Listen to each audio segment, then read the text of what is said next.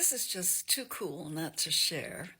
About 13, 15 years ago, I was working with a young want-to-be real estate investor.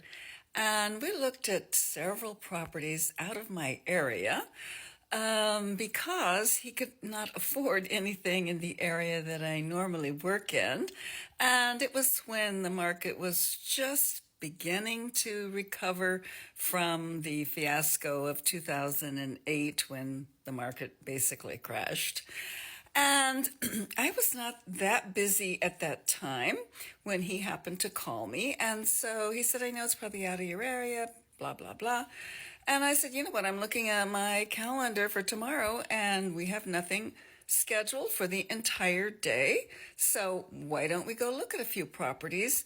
And this was about an hour and a half from my area. So we went, we looked at several that were bank owned. They were in terrible condition. He made an offer. Our offer was not accepted because they had multiple offers. And we repeated that maybe 2 or 3 times. And then he finally decided, you know what, I can't get anything in this area with what I can afford. So he went into an area of LA that I certainly didn't feel safe showing property. And we kind of lost contact with one another.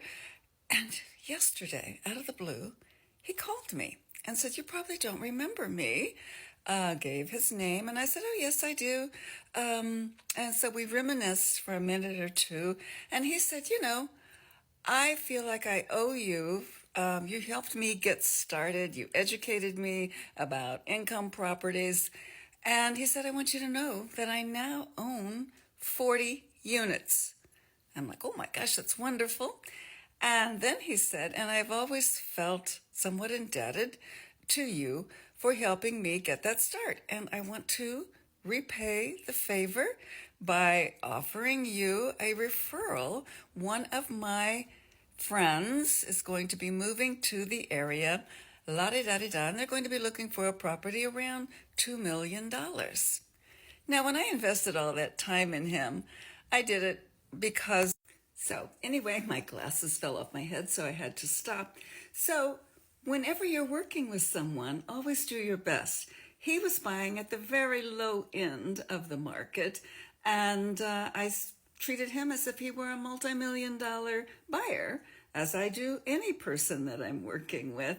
And you never know when that's going to come back to you, or how, or when, or what value your effort will be returned to you. So whenever you're out there working with a client, give it your best shot.